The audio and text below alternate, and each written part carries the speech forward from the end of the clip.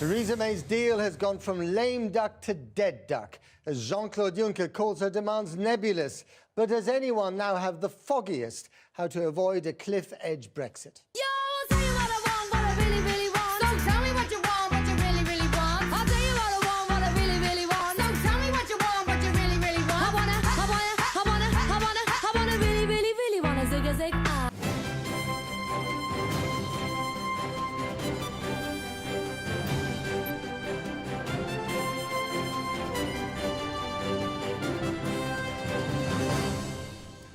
Good evening. The deal is dead, says everyone but Theresa May. Now, no deal is the new deal. Even the EU has given up trying to breathe new life into the divorce agreement it spent almost 2 years hammering out with the government.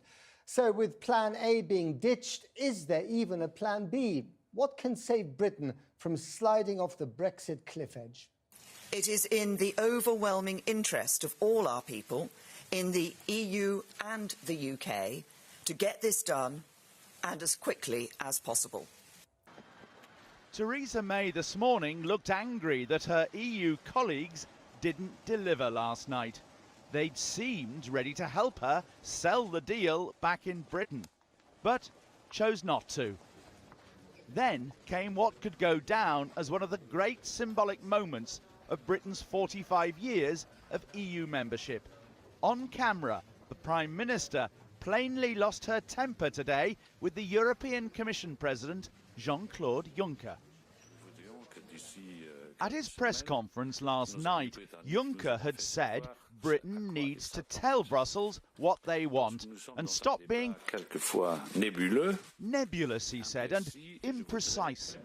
So today's subsequent row went like this, two lip readers have told us. "What did you call me?" May began. "You called me nebulous." "Yes, you did." "Nebulous, nebulous." "Yes, you did." "I didn't," said Juncker. "I didn't."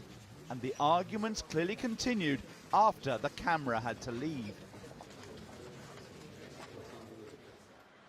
EU leaders turned up today, having cut from the proposed communiqué last night a pledge that the controversial Irish backstop, if needed, would only be in place for a short period. They also cut a promise to examine whether any further assurance can be provided. The Irish Taoiseach looked pleased.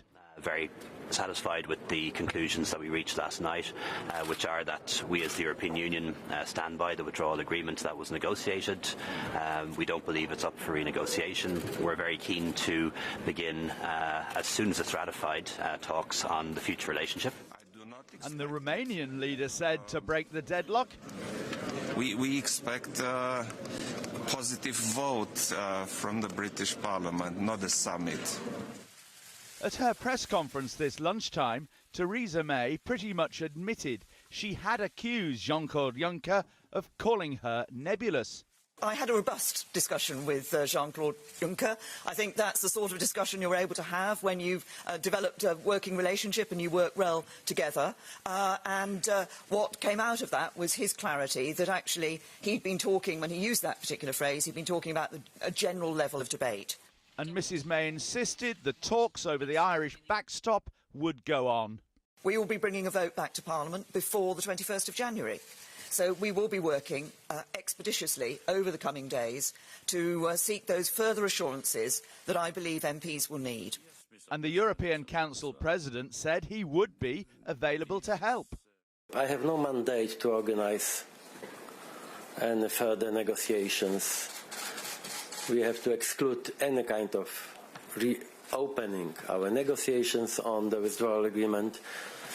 But of course, we will stay here in Brussels, and I'm always at Prime Minister Theresa May's disposal. As for Juncker and his row with Theresa May, I was following the debate in the House, and I can't see where the British Parliament is heading at. And that's why I was saying that this was nebulous, foggy in English, so it was not... I was not addressing her. And in the course of the morning, after having checked what I said yesterday night. She was kissing me. Now, we've all seen them. Adverts where the woman's stuck in the kitchen washing up, or a new dad struggling to put a nappy on his baby. From next year, gender stereotyping like these in commercials will be banned. Let's take a look at some of the recent ads which attracted complaints of sexism. Oven pride, so easy. A man can do it. Since their very first days, your baby starts to write their future.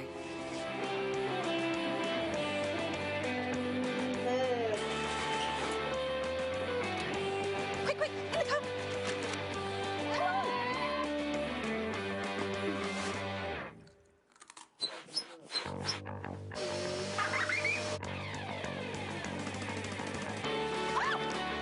Wake up! It's Christmas! So it's interesting watching those. It's worth saying none of the complaints against those were actually upheld. Well, Ella Smiley is from the Committees of Advertising Practice. They make the rules, which are then enforced by the ASA, the Advertising Standards Authority. Very good morning. Hello. It would be very interesting to know how this has come about. Why are you changing things? Why these guidelines coming in? Well, last year the ASA published a report on gender stereotypes in advertising, which took a really wide look at all of the evidence around gender stereotypes to consider whether or not we were in the right place in our regulation. And that report suggested that we did need to take a slightly tougher position on gender stereotypical depictions of roles and characteristics in particular. And so the Committees of Advertising Practice have been looking at that evidence base to understand what it means for regulatory practice, and have proposed and consulted on this new rule and guidance, which we're announcing today. Help us with how this works in practice. So I'm an advertising agency and I work for a cleaning product company. And I make an advert in which a woman is going around the house doing the cleaning. Yep. Is that okay? That's absolutely fine. There's nothing in our new guidance to suggest that ads can't feature people carrying out gender stereotypical roles. The issue would be if in that depiction it suggested that that's the only option available to that gender and never carried out by somebody of another gender. So, for example, if you had a woman doing the cleaning, we wouldn't anticipate a problem with that. If you had an ad which showed a man sort of creating lots of mess and putting his feet up while a woman tidied up around him, and it was very clear that she was the only person that did that in that home, that's the kind of thing that could be a problem. So it's a very sort of nuanced position that seeks to draw the line in a really kind of balanced way. Now, I can imagine there'll be some people watching saying, this is political correctness gone mad. Yeah, absolutely. I mean, it's our role as a regulator to kind of tread that fine line to protect commercial freedom of expression, but also ensure that ads don't contain anything that could harm, mislead or offend.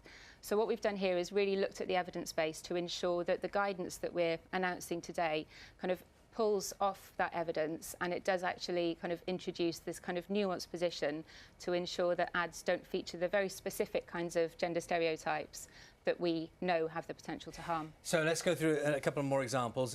So a man struggling to change a nappy. So you're a nappy manufacturer and you just want to have maybe a bit of fun in the advert. Yeah. So the advert consists of a man struggling to put a nappy on a baby. Yeah. Is that okay? Again, this is kind of a very nuanced position that's difficult to say for sure whether or not something would be okay without looking at an example and having that considered by the ASA. But in the guidance, we have said that it wouldn't necessarily be a problem to show somebody sort of struggling to do something and then managing to do it with the help of a wonderful new product that's been brought onto the market, as long as it wasn't suggested that the reason they couldn't do it in the first place was because of their gender. So if in that situation I've described to you, the man struggling with doing the nappy, there's a partner, for example, in this case a woman standing next to her going, "Oh, you silly old thing." I mean, is that where the problem lies? That's the kind of thing that might be a problem, yeah. If it's, "Oh, Dad can't change a nappy, what a silly man," that's the kind of thing that might be a problem. In some cases, subjective, though, because one thing, there's harmful sexist stereotyping, but then there's poking fun at gender stereotypes. Sure, yeah, and our guidance is clear that it shouldn't prevent kind of ads which use gender stereotypes as a means to challenge them. So that kind of thing could still be acceptable. But in terms of the humour, we're also really clear that the kinds of harm that we've identified aren't necessarily mitigated by the use of humour. So an example there would be, we know that there's a real crisis in male mental health in the UK. One example that we've picked out is that it wouldn't be okay for an ad to mock or belittle belittle a man for discussing his emotions. And in that example, you can see that presenting that kind of scenario and then presenting it as a joke, kind of packaging it up as a sort of punchline, doesn't really dilute the potential for harm there. So whilst we're not saying you can never use humour, you can never use jokes in ads, we are saying that using humour isn't a way to get out of that potential for harm. It's interesting territory, and we'll see what happens. So the guidelines are coming to force next year? That's right. The ASA will start enforcing them from June next year. And if enforcement means you can force someone to take the ad off air? Yeah, absolutely. But we've got lots of systems in place to try and ensure that problematic ads won't even make it to air in the first place. So it's actually quite rare for them to get taken off air. Thank you very much. 100 years ago today, history was made when women got to vote in a British general election for the first time. Over the last few months here on BBC News, we've looked at some of the incredible stories of the women who originally fought for those rights.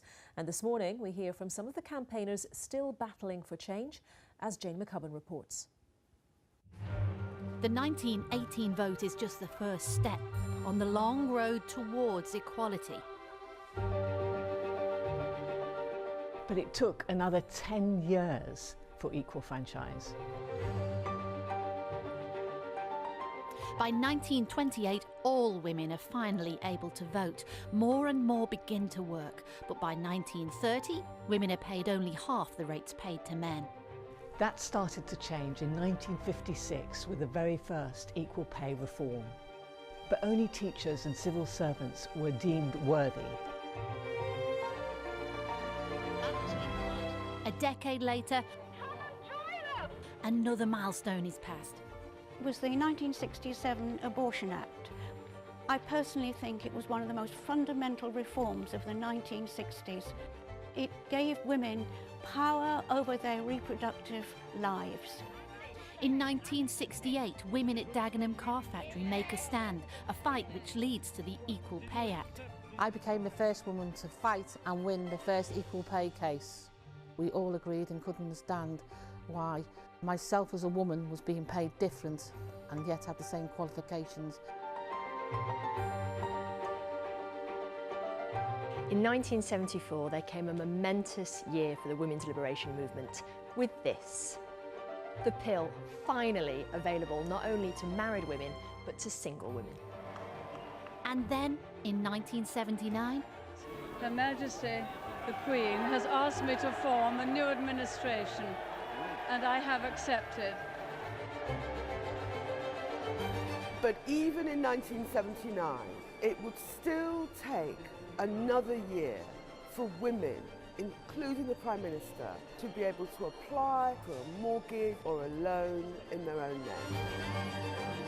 the pace of change is moving fast. In 1997, we are introduced to Blair's Babes, a landmark moment for women in politics. And in 2001, a landmark moment for women in love. As two lesbians, Carol and I were able to sign the partnership register. And we're still madly in love.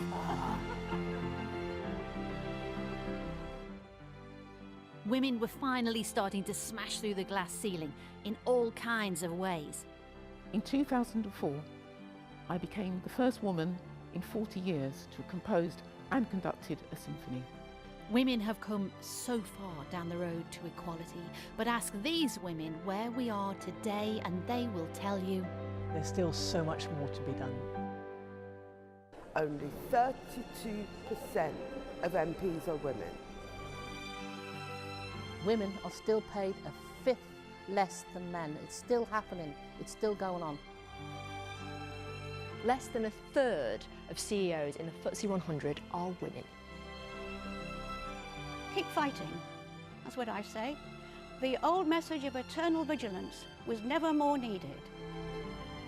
I really don't want to have to wait for another 100 years, nor does any other woman.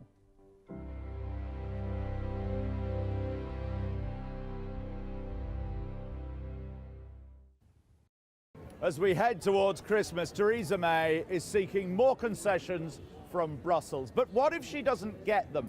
Well, she'll probably plough on, hold the big Commons vote on the withdrawal agreement in January, and almost certainly lose it. What then are her options?